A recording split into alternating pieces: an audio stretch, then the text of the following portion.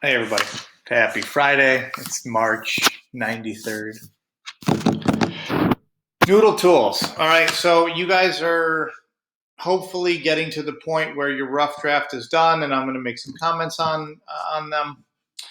So Noodle Tools can be kind of complicated, and it seems like a lot of work, but it's just a bunch of little tiny small steps. It's not difficult. It's just kind of there's a lot of little things.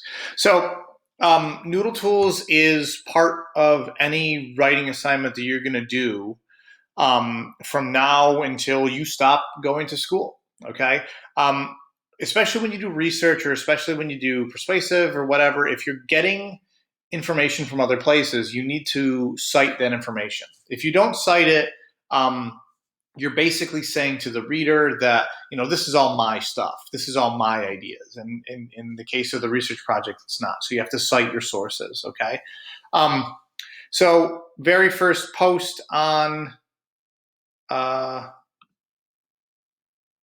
Noodle Tools, on Google Classroom is Noodle Tools. You're going to sign in right here, and it's going to take you to this screen. And you're going to click Login, and you're going to log in with Google. All right. Now, when you log in with Google, it should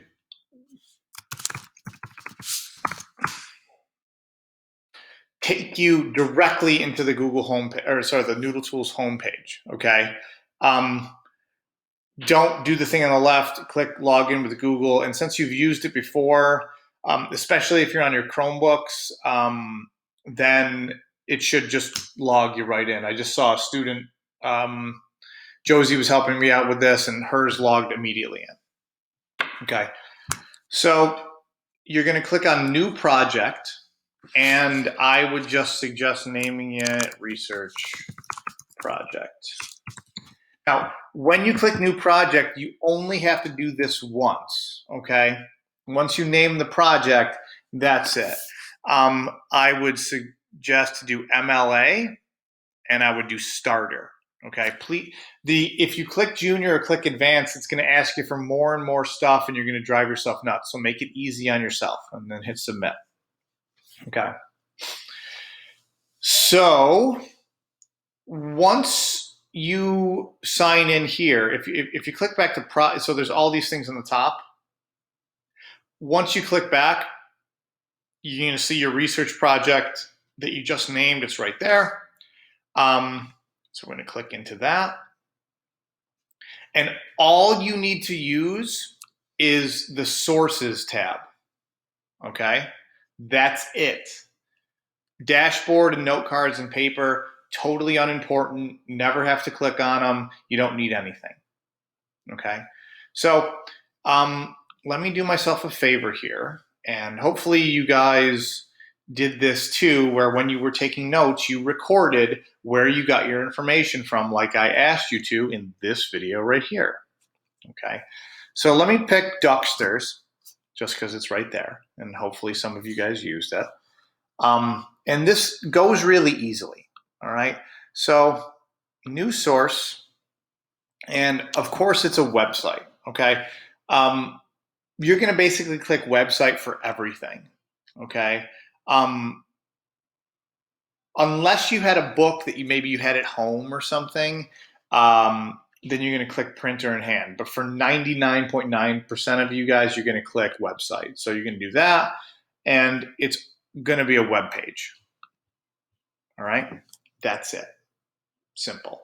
Now, if you think back to when we were doing our persuasive essays, there are some things on the website that are going to be available, and there's some other things that are not, okay? So for example, you might not have an author. You might not have a title to an article. If it's not there, it's not there, okay? Don't drive yourself crazy. There's certain things that are always going to be there. It's my daughter. Anyway, there's certain things that are always going to be there. So URL is something that's always going to be there, and you're just going to want to copy and paste the URL right into it. Okay. Now, date of publication. Sometimes at the bottom, you might see a date that it was created. Here, in this case, for Ducksters, there isn't a date that I can find, okay? Even if I could scroll to ancient Rome, let's just see, all right? If it's not there, again, don't go crazy trying to find it, or don't make it up. Just, if it's not there, it's okay, all right? These are recommended books, but that's not when the date was publicized, so I don't have it, and that's okay, all right? The second thing is most recent date of access, okay? So if I was doing my Noodle Tools right now, you're obviously accessing the site again today, so you're going to click today right here, all right? Contributors, that's the author, okay? So role, author, editor, translator. Let's see here. Let's see if there's an author for Mr. Don. I'm scrolling down here. I see some references. Back to History for Kids. It's my dog barking. This is the beauty of working from home. I don't see a specific author, okay? Again, if it's not there, don't go crazy. So I don't see an author here. I'm not going to do anything with it. Web page, document, or article title. I'm going to call it Ancient Rome for Kids. That's clearly the title, all right? Actually, this does this too. Suggestion. First word of the title should be capitalized. The first letter of the words. If you take the lazy way out and do, don't capitalize anything, it's going to give you that yellow box.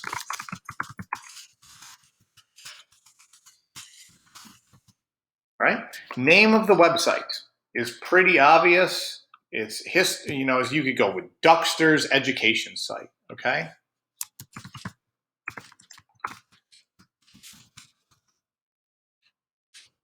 Publisher of the site. Publisher is the company that releases the information. 9 times out of 10, the publisher is going to be also the name of the site, okay? It also could be down at the bottom here. TSI, that's who made the site. About Ducksters, let's see here.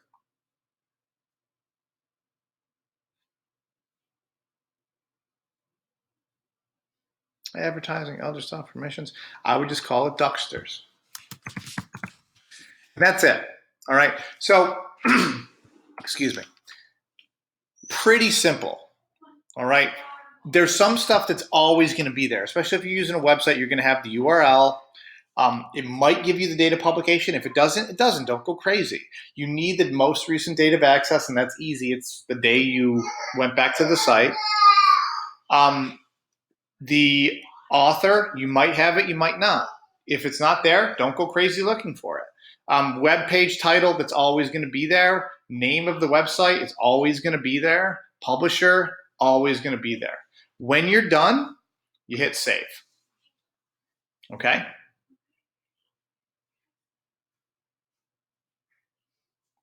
Now, these are your citations. All right? I am asking for, let's go back to your rubric.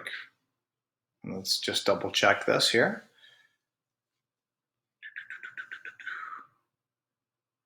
Sources of information. 3 sources of information, including more than one book or digital resource. Okay, so if you used a book that you had at home, fantastic. Since we weren't in school, instead of book, that digital resource thing, that's the World Book Encyclopedia that was linked on Launchpad that I told you about. Okay, so I'm looking for that. No physical or written source provided. That's obviously going to be if you didn't use the online encyclopedia that I gave you. Okay, so you need 3 unique sources of information. So if you list Ducksters 3 times, that's 1 source. Okay, so if you use Ducksters, Mr. Don, and the World Book Encyclopedia that I gave you, the online encyclopedia, you're golden. Okay, you of course can use more, and that's fine. And of course, if you're using less, then you're losing points. Okay, so When you have your 3 sources in here, and it automatically saves for you, there's one additional step, and it's pretty easy. Okay, so let's just pretend for the sake of argument that I have 3 sources in here. I'm going to print export. I'm going to go to Google Docs, and look what it does. Oh, we got to sign back in here. This should automatically do it for you. Noodle Tools works with Google Docs, okay? And it will create a document for you, okay? Once it is there, all you have to do is copy and paste it into your essay, okay? So let's take my example here that I gave to you, all right?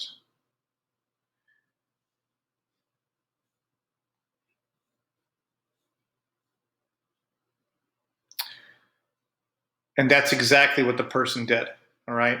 Now, the example that I gave to you, this was done on Noodle Tools, and the person copied and pasted directly into the file. What she did here was put her citations at the top of the next blank page. So her essay went about a page and a half. She didn't copy and paste right here. All she did was went to the next open page and copied and pasted it right there. All right, so she's got 1, 2, 3, 4, 5, 6, 7, 8. She's got 9 things. Okay, so a ton of sources here. All right, and that's all you got to do. All right, it seems like more work than it is. It's just a lot of small steps. Okay, so that's pretty much it. All right, the biggest thing, guys, the biggest takeaway: if you can't find a publisher, if you can't find an author, that's okay. Don't go nuts looking for something that isn't there. You still can do a really good citation without it. Okay, the job of a citation is to give the credit to the person who created the information. And let's say I was reading something in your essay and I went like, oh, gee, I want to learn more about that. I know where to go and get that information from. Okay, this is part of not plagiarizing, and promise me, I guarantee that this is going to be a part of all of your writing as long as you're in school, middle school, high school, college. Okay, it's part of not plagiarizing. All right. So let me know if you have any questions. I'll see you later.